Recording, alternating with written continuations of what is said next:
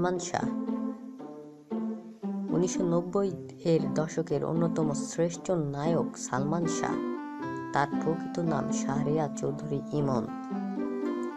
তিনি পরিবারের বড় ছেলে।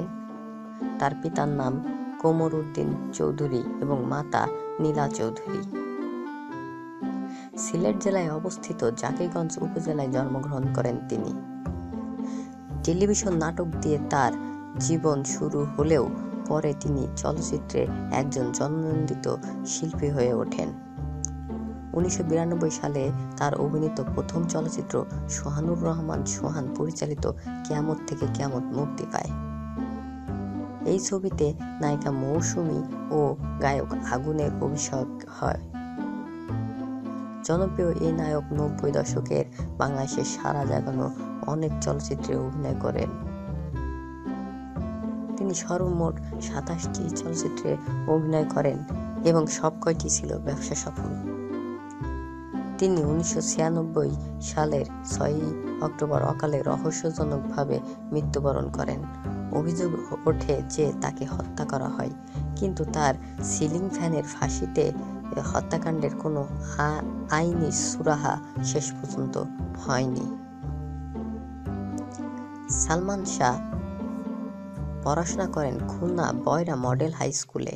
একই স্কুলের চিত্রনায়িকা মৌসুমী 2 ক্লাস তার সহপাঠী ছিলেন। 1987 সালে তিনি ঢাকায় ধানমন্ডি আরব মিশন স্কুল থেকে ম্যাট্রিক পাশ করেন। পরে আদমজী ক্যান্টনমেন্ট কলেজ থেকে ইন্টারমিডিয়েট ও ধানমন্ডির মালেকা সায়েন্স কলেজ থেকে বিকম পাশ করেন। সালমান শাহ 12 আগস্ট 1992 সালে তার মায়ের বান্ধবীর মেয়ে সামিরা হককে বিয়ে করেন। সামিরা হক ছিলেন একজন বিউটি পার্লার ব্যবসায়ী।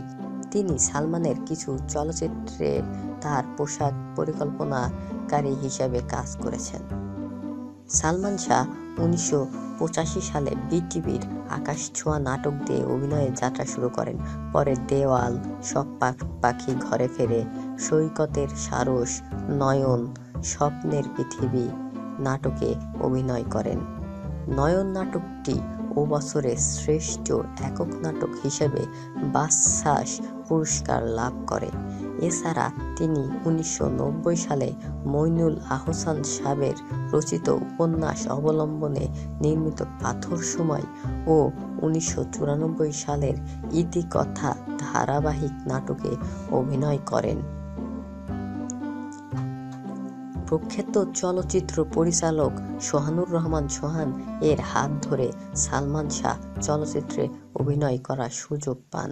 প্রযোজনা প্রতিষ্ঠান আনন্দ মেলা 3টি হিন্দি ছবি সনম, বেওয়াফা, দিল ও কিয়ামত সে কিয়ামত তক এর কপিরাইট নিয়ে সোহানুর রহমান সোহানের কাছে আসে এর যে একটি বাংলা পুনর্নির্মাণ করার জন্য, কিন্তু তিনি উক্ত ছবিগুলোর জন্য উপযুক্ত নায়ক নায়িকা খুঁজে না পেয়ে সম্পূর্ণ নতুন মুখ দিয়ে ছবি নির্মাণের সিদ্ধান্ত নেন।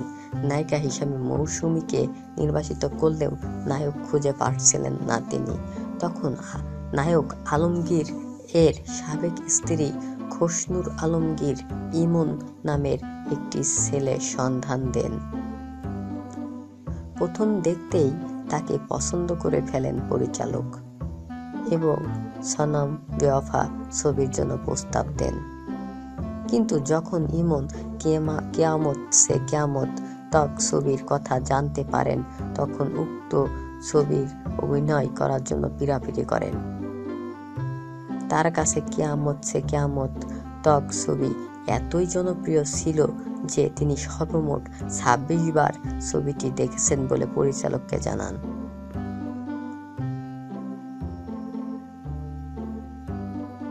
শেষ পর্যন্ত পরিচালক সোহানুর রহমান সোহান তাকে নিয়ে কিয়ামত থেকে কিয়ামত চলচ্চিত্রটি নির্মাণের সিদ্ধান্ত নেন এবং ইমন নামের পরিবর্তন করে সালমান শাহ রাখা হয়। পরবর্তীতে মৌসুমীর বিপরীতে তার আরও কয়েকটি চলচ্চিত্রে অভিনয় করেন। চলচ্চিত্রগুলো হলো অন্তরে অন্তরে, স্নেহ, দেনমোহর, শিবলি সাদিক পরিচালিত অন্তরে অন্তরে হিন্দি চলচ্চিত্র এ প্যার করের অনঅফিসিয়াল রিমেক স্নেহ পরিচালনা করেছেন গাজী মাজহারুল আনোয়ার ও শফি বিক্রমপুরী পরিচালিত দিনমোহর হিন্দি চলচ্চিত্র সনম বেওয়াফা অফিসিয়াল রিমেক। চলচ্চিত্রের সাফল্য। তার দ্বিতীয় চলচ্চিত্র জহুরুল হক ও তাজিমউদ্দিন রিজভী পরিচালিত তুমি আমার চলচ্চিত্রটি ব্যবসা সফল হয়। পরিচালক জহুরুল হক চলচ্চিত্রের কিছু অংশ নির্মাণ করার পর মারা যান। পরে তাজিমউদ্দিন রিজভী বাকি অংশের কাজ করেন। এই চলচ্চিত্রে প্রথমবারের মতো তার বিপরীতে অভিনয় করেন শাবনূর।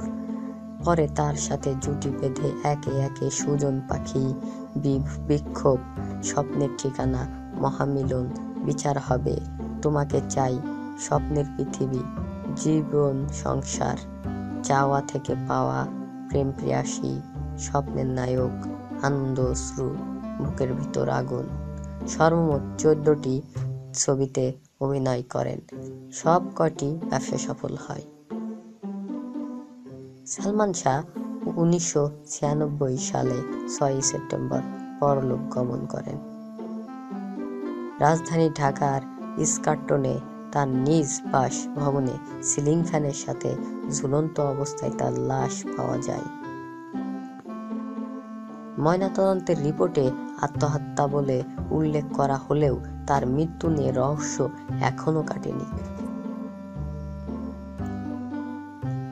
অনেকে সালমান শাহ এর মৃত্যুর জন্য তার স্ত্রী সামিরা দিকে আঙ্গুল তোলেন। এমনকি পরবর্তীতে সালমান এর পরিবার থেকে সামিরা ও কয়েকজনকে আসামি করে একটি মামলা দায়ের করা হয়। এই মামলায় আর কোনো অগ্রগতি হয়নি বলে সালমানের মৃত্যু নিয়ে রহস্য আর উদ্ঘাটনও হয়নি।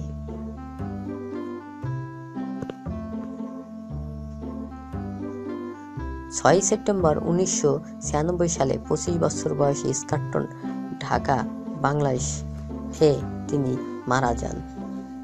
তার সমাধি জাকিগঞ্জ উপজেলার সিলেট জেলায়, বাংলাদেশ। চ্যানেলটি সাবস্ক্রাইব করবেন নতুন নতুন জীবনী পাওয়ার জন্য।